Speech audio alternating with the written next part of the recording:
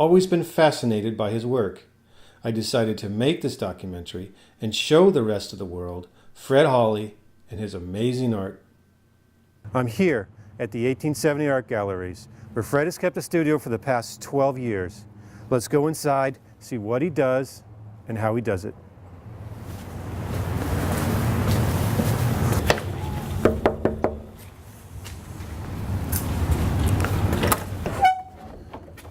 Hey, Fred. Good, sir. Thank you. I'm going to try to attempt an airbrush demonstration. This is an airbrush. It's like a little spray gun. And the way it works, there's a needle inside of it.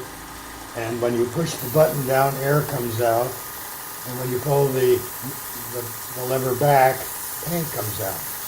The farther back you pull it, the more paint that comes out. And also another way to control is back and forth. Now when I do a demonstration, or a painting for that matter, I start out with a gesture drawing. A gesture drawing is a kind of elegant scribble. And I'll start out with a big movement like that. This is the first shape I've put in there. I never know who's going to show up usually, although in a demonstration I have a fantasy character that I call Rondo Cavici, who is one of my stock heads. And who is Rondo Cavici? He's a former grade school classmate of mine, and I never forgot his name. I loved his name, probably because I always wanted to be Italian, and I can't, unfortunately. But this is what I call the primary shape of the image. And now I'm going to get a little more elaborate. You notice how lightly I'm doing this, because with airbrush, if you make a mistake, it takes a long time to overcome it. What's the similarity, or how does it feel compared to a pencil or a pen? Or is there that, because you don't have connection, but that's right. Well, a friend of mine called it the perfect voyeur's medium. You never touch the canvas, and it is that. I was offended at first, and I thought, my God, he's right, you know.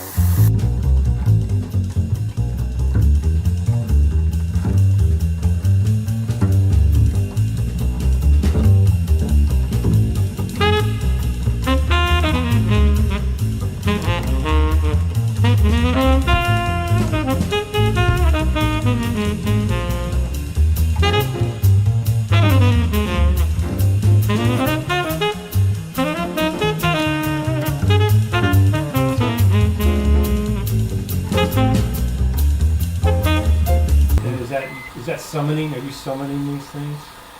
No, I'm reacting to them. They're summoning me. You know, they're telling me this is what I want you to do. And, so they're saying I'm here, and then you have to say you have to find me. Yeah, and that's well, good way to put it. They're telling me we're here. You just got to be sure you pull the right levers to find me.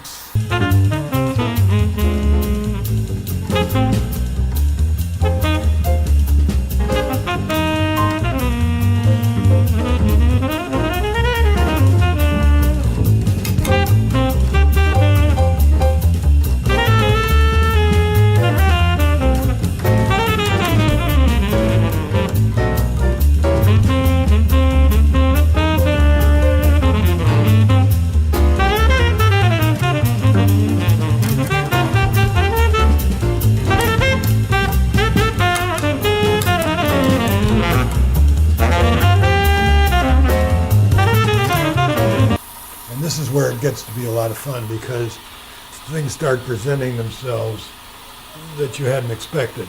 And if you're smart and if you take your time and make decisions,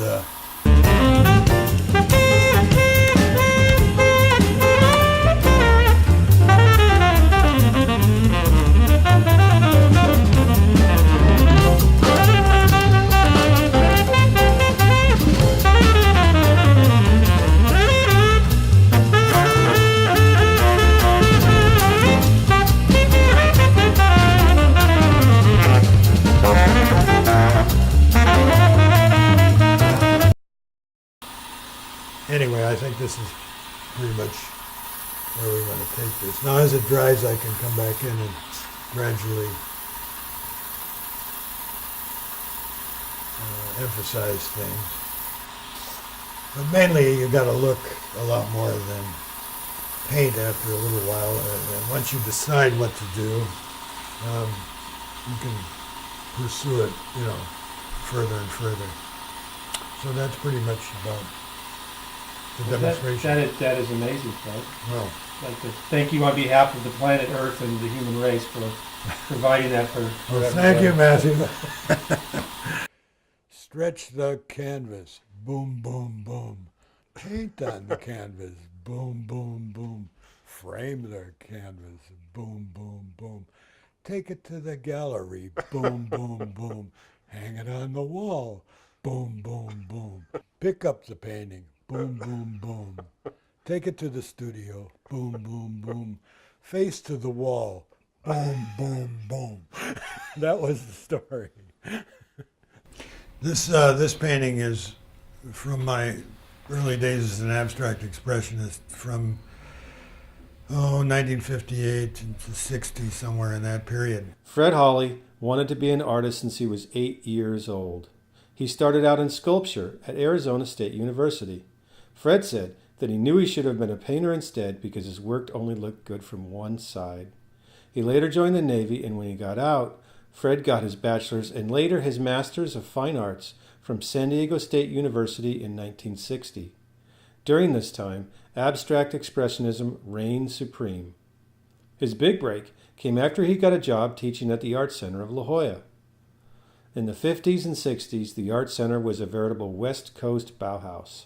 It was multidisciplinary, collegial, and stressed the importance of self-development. At the Art Center, he was afforded the luxury of being able to continue with his own artistic development, all the while directing art students on their paths as well. Abstract expressionism was an approach to art related almost totally to intuition, and you would manipulate the paint and make the brush strokes and the paint part of the living substance of the ultimate effect of the painting. This is called Hop, Skip, Jump, and it's a title based on nothing except that that's the impression I got of what to call it at the time. Would you consider this more or less intuitive than the other your airbrush type thing? This is much more intuitive, and this period, I and many other young artists of the time probably learned more about art than at any other major period. It taught me the value of intuition, something I treasure and believe in greatly, the truth that you arrive at in intuition. Do you ever any inclinations to go back to this? To return to the roots or anything like that? I don't think you can do that. Can't go home again? No, you move. The moving hand, having writ, moves on. I always have this story I tell. I was looking at one day and I was eating a sandwich. We were always after something exceptional, something new and exciting. And I was eating a sandwich. I was looking at the painting, and I looked at the sandwich, and I looked at the painting, and like that. I wanted to. The secret's out. I wanted to make something happen. So if there's any ham in here, well, you know where it came from. No, I didn't really do that, but that was the kind of impulse we were after. Wanted to. Here, Fred discusses the important transition and consequences from abstract expressionism to his current form. So what happened, I started moving towards the non-objective, which was not my idea. By that I meant I started becoming, I thought, decorative in a sense. Not to say that all non-objective artists are decorative. I'm not saying it. I'm saying I was. You didn't like the way I didn't like the way it was going. Your trends. Right. You could foresee a position. Right. So you sort of cut it off at the pass or something? Well, no, I was, for years we would all visit a little hole-in-the-wall bar called the El Sombrero after classes, and whilst there I would do little scribble, cartoonish type drawings on napkins, just subconsciously while conversation was going on. Yeah. Then I'd go home and I'd jam in my pocket. I'd go home and I'd go in the studio and I'd throw them on a utility table. Well, one day it got out of hand. I had too many of them lying around, and I started to dispose of them. And what happened was I took a final look at some of them, and I thought, God, these might be an indication of my own personal form, and so I decided to hang on to them. Was it kind of like an aha thing? Was it a eureka moment, or did it take a while? Yeah, it was an epiphany, actually. Yeah. And I I so I decided to try to do a painting based on those little images.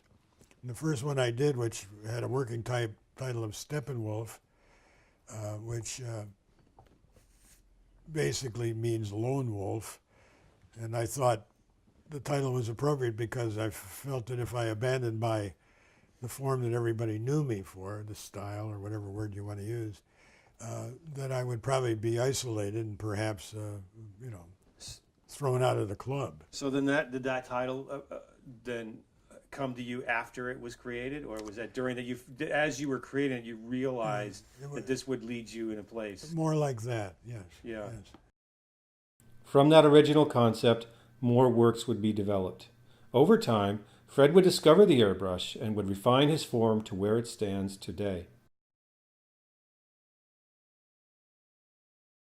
I was very interested in San Diego modern artists, painters, sculptors, and I had come across lots of pictures of Fred's work.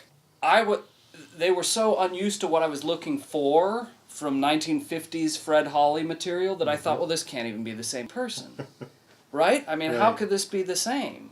It was so different, and yet I read something in the artist's statement, and it said something about, back in my early days as an abstract expression. That was it. That was the only little bit that was linking to what I was looking for, which, and what I liked at the time were big brushy gesture things, and I don't know, life and action. And that action, thank you. And that's kind of what I was hoping to find, and all I could find online were these amazing creatures. Yes. I mean, the little boots and the shoes are what? The clothing, it's got this crazy medieval stuff. I mean, little dwarves, and I just could not put that together. With artists, another artist comes up to you and says, "Great show," and you wonder, what's wrong with it? Oh, Mr. Hawley, I just love your work. Yes. Sometimes when they said that, you'd say, "You do?" Because you weren't particularly appreciative of their taste. But this is a sustained drawing from a model. I draw from models weekly, and it's essential to me to maintain my skills and my perception. That is, to continue having a sensitive eye, so that when I'm inventing imagery, that I can give it a certain quiddity or believability, a whatness, and you can't do that from your imagination unless you understand the nature of form and reality. So this is one example. So is that akin sort of like exercising your muscles? I mean, does it atrophy if you don't do that? Yes. Is it you're doing your eye, you're doing your hand, your mind? What is going on? You're gathering, as I've said earlier on the demonstration, you're gathering information also that can be used in paintings and drawings from your imagination. This man's nose or his eye or something of that nature might show up in one of my paintings from imagination. So this is an actual model who was there, and he has a name. Yeah, that's right. And now, do you consider this a finished piece, or is this simply a study to you? It's a sustained drawing. It is a study, but it's a sustained drawing, and as such, a work of art. It's tangible, and it's recognizable as art. Does this free you in some way where you don't have to summon anything? It's already there. Is it sort of a release and kind of a relief to just sort of draw what you see there, as opposed to having to, be your vessel and you know what I'm saying? That's a good question. I'll be frank with you. When I'm drawing, it's a blessing. When I'm drawing from the model, it's a blessing. I have a certain calmness about me. I try to be patient with it, and I feel as though I have nothing but time to work on that drawing. So it develops in a very peaceful, sympathetic kind of way. You know, if you stay with it, you're going to find the answers. That's when you draw from models. So, but that's not true when you're summoning. Well, it's not a peaceful. When you work from your imagination, you're working without any model. You're starting. You're creating right from the first line you make. Yeah. Whereas I'm drawing from a model, I have a frame of reference. And that's more stressful from the imagination. Then, Oh, is that the right word? Stressful. A lot more. Yeah, I think. And this, when you make the first mark on a page like this, if I made this line of the nose, in effect, that's a module, a unit of measure. The rest of the drawing's really done. All I got to do is find out where the rest of the parts are. Yeah, they're all calibrated to that one mark. That's right, yeah. And through the process of triangulation and things of that nature, you find the other points of reference. For example, from this point to the bottom of the ear, from this junction to the bottom of the ear, then I found out if I'm in the right place because I've triangulated those things. Hello. I've taught hundreds of college students classical life drawing, the kind of drawing that Leonardo da Vinci and Michelangelo practiced in the great tradition of the Renaissance.